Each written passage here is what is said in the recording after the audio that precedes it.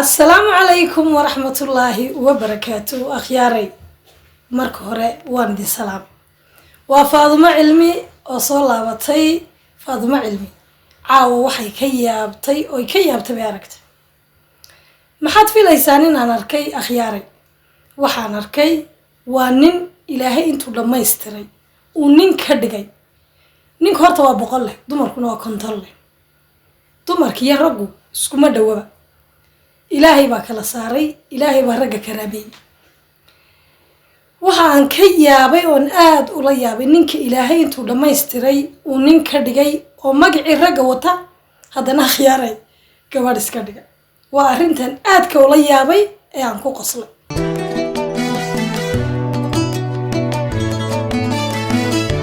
akhyaaray wax ka yaabiya intaad adduunyada ku nooshahay ayaad arkaysaa horta ninkan oo la sheegay in lagu qabtay ayaa waxa markaasi ku muuqanaya arnad la yaabto waa nin dharkii dumarka xidhan dabada timoodii leh makeup-kii marsan arinkayga yaabiyay wuxuu ninkii oo nashqad aanan anigu marsan bakareen marsan gacmihiisii way nashqadaysan yihiin aad iyo aad baa loo qurxiyay waxa aan aad iyo aad ka ula yaabay ilkii buu dabarkii ku leeyahay sidaan anigu isku lahaa gabadh maba noqon karo gabadhani maba noqon karto nin oo muran markaasi aan ku jiray ayaa waxaan aad iyo aad ula yaabay arrinka markay askarta ay gacanta ku soo dhigeen ee laga saarayay qalabkii dumarka oo dhan isagoo xidhan dabadeed waxaaba igu soo baxayba nin dhan oo nina horta khiyaaray ma yaabteen oo sidaan anigu u yaabay ma ula yaabteen in imika ilaa 4 cisho aba arrinkan ayaa la soo celcelinaya arrinkani dhammaan baraha internetka oo dhan uu qabsaday horta alxamdulillaah rabbil caalamiin kalsoonida waxa la yiraahdaa waa wax cajiiba ilaahay nin buu ka dhigay isaguna wuxuu isku bedelay inuu gabadh noqdo xataa waxa la sheegayay oo markaasi maqlayay in dadka ay ka naxeen oo isagoo soo dhigay inuu hooyo lahayn uu aaba lahayn oo markaasi uu leeyahay xanuunka macaanka oo aanu haysanin wuxuu dawo ku iibsado dadyow caana ayaa markaasi dadka uu bariyay dad badan ayaa u naxariistay oo markaasi qofba qofka kale uu sheegay gabadhan inay gabadh aad u baahan tahay laakiin wixii lagu daalayay ee dad badan oo Soomaali ay ka damqadeen ay islahaayeen gabadhan dhibaataysan ee hooyada lahaynin aabaha lahayn ee hadana xanuunsanaysa inuu gargaarno ayaa waxaaba ku soo baxayba nin horta kalsoonidiiba halka kaga burburtay ninkaasi oo waayo inuu isku kalsoonaado ayaa ka qurux badnayd qaabka Ilaahay u abuuray inuu ku joogo akhyaar horta anigu aad iyo aad baan ula yaabay dhaqan xumana way tahay in ay rag dumar iska dhigaan dhaqanka ayayna markaasi ku tumanayaan raggu kulay waxa lagu yaqaanay inuu ninka raggi nin kibir badan noqdo waxa dhacda ninka kula dhashay ee walaalkaaya inuu madbaqa xataa soo galin dhaqanka Soomaalida oo isagoo banaanka jooga uu ka oranayo walaal cuntada soosi bal ninka qastiyay inuu naag iska dhigo maxaad u aragtaan anigu akhyaaray aad iyo aad baan ula yaabay arrinkiisa wuxuu ku tuntay magaciisii ko horta magaciisa dhul kula dhacay laba ragii Soomaaliyeed ee sharafta lahaa ee kibirka lahaa ee geesiyada ahaa laftirkoodii hoos u dhigay magacii ragii buu hoos u dhigay ragga Soomaalidu waxa lagu yaqaanay inay rag geesiye ah ay yihiin oo ay yihiin rag sharaf mudan oo raganimadooda iyo wanaaga Ilaahay u dhaliyay ku xaragooda oo dumarka laftirkooda ka xaragooda qaarkood waxaad arkaysaa ilmo yar oo 10 jir ah dad ku tira war ma naag baa tahay naga aamus kula yaabayo ku qabsanayo ku oranaya maaniga naaga dumarkana Ilaahay dumar buu ka dhigay raggana Ilaahay rag buu ka dhigay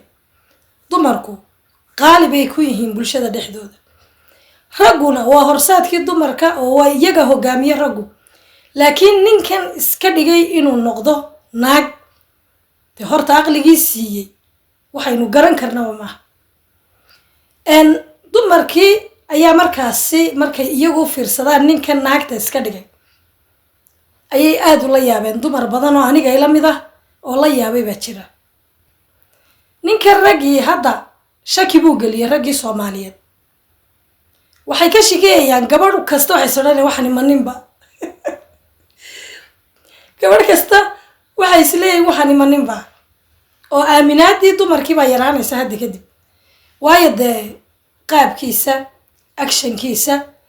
sida uu markaasi dumarka ugu egyahay ayaa waxaan ka yaabay ninkaasi rag buu ka horta kow markaan anu arkay ee dharkii laga dhigay laakiin in yaroo doqoniimiin way ku dhex jirtay jirkiisa bartaasi ayuu kaga faa'iidaystay inuu markaasi naag iska dhigo ama dumar uu iska dhigo dumarka uu yareeg yahay markuu dharka iska bixiyo ninku qaab ahaan korka sare dumar buu u eegyahayba laakiin markii laga saaray dharkii dumarka ayuu maad arkaysaa inuu waxani gabadh baahayn oo nin yahay horta waa laga xishoodaa waxyaabaha qaar waxa ku kalifay inuu markaasi gabadh iska dhiga ninkaas uu ugu fikiray macnaheeda ayaan bal jeclaan lahaa inaan markaasi bulshadu bal hadda qaarkood iga soo jawaabaan ninkan gebigiisuba 1 mitir buu leeyahay aad buu gaaban yahay marra waacid waa nin aad u gaaban haddana markaad aragto makeupkiisa anshaxa uu isku qurxinayo anu waxaan isticmaalaha wuxuu isticmaalaa dawooyinka la isku cadeeyo sababtoo ah nin madow buu egyahay jirka hoose laakiin wajiga aad buu uga dhalaalay makeup qurux badan buu marsanaa wallahi dumarka kamaad garanay cod ahaan xataa waxaan ka yaabay arrimaha iga yaabiyay codkiisu codka dumarka oo kale u lahaa xasbunallahu wa ni'mal wakiil baa lagu ducaystaa ilaahay hay naga qabto waxa ansha xumada iyo dhaqan xumada ragga Soomaaliyeed u keenay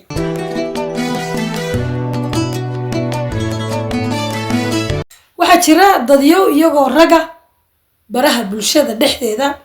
ku dhuumaalaysto oo dumar iska dhiga waxa jira rag laftirkooda shukaansada oo ay rag u arkaan inuu dumar yahay waxan sida ninkan oo kale bal hadda ninkani qaab ahaan markuu dumarka yahay iyo markuu rag noqdayba bal nala daawada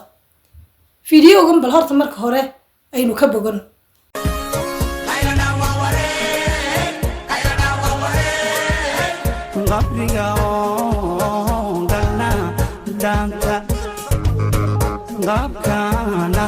akhyaari waad arkayseen ninkani markii hore dumar buu ahaa dhisayn ahaan quruxdii dumarku lahaa gabadh aad u qurux badan buu eegyahay laakiin markii ay askartu qabteen ninkan wuxuu noqday nin sidii gabadha loogu maleynayay ayaa markii askartu qabatay ee dharkii laga bixiyay waxaaba soo baxay nin waxa jira dadyo dadka siri kara oo markaasi rag dhaqan xumo u socda oo iyagu markaasi intay dhaqankii dumarka samaystaan oo ay candhadii dumarka samaystaan oo nooc walba dumarka uga egyihiin ayaabay xaafadaha qaar ku siri karaan waayo imika waqti xaadirkan bulshadu inay ka foojignaata mooyaan meel kasta ay joogtaba dee raggi waa kuwan dumar oo ekaanaya waxaana fiican inay iska ilaaliyaan dadku oo bulshadu ka foojignaato waxa dhaqan xumada la socdo akhyaara horta ninkani nacdal baa kusoo degaysa qof rag oo ilaahay sameeyey oo dharkii dumarka xidhanaya oo dhaqan xumo samaynaya xagga ilaahay buu ka nacdalan yahay nacdalaha kusoo degto intaasi aynu kaga dhimaadno ninkaasi iyo dhaqan xumadu wado bulshadana waxaan leenahay hala iska ilaaliyo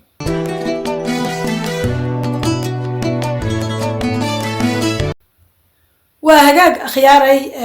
haddaynu intaa kaga nimaadno ninkaasi waxaa jirtay su-aal aan soo dhigay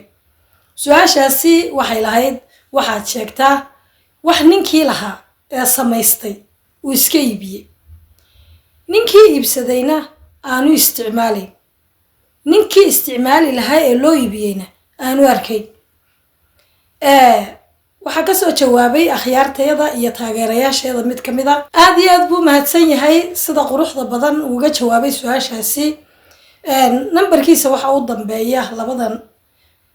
afarta number ee numberkiisa u dambaysa waxay noqonaysaa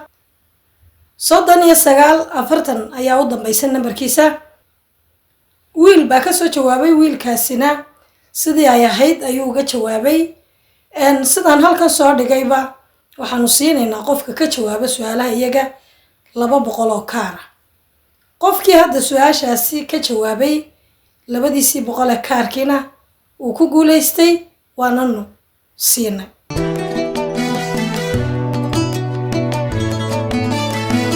akhyaaray su'aasha nimka haynaana waxay noqonaysaa waxaad sheegtaa noole adigu aad arkayso oo aan isagu ku arkayn waa noole adigu aad arkayso oo aan isagu ku arkayn 200 oo kaara oo 200 oo bira ayaa naga diyaara su'aasha cidii ka jawaabta kaarkeeda way nagu leedahay aad iyo aad baad akhyaar u mahadsantihiin qodobkaasi intaasi aynu kaga nimaadno waxaan markan iyo haatan aan ka codsanaynaa dhanka subscribe-ta like-ta sidoo kale share-ta cidii awooda commentiga oo naga soo bixisaan taliya tusaale waxaad noo haysaan welcome aad iyo aad baad u mahadsantihiin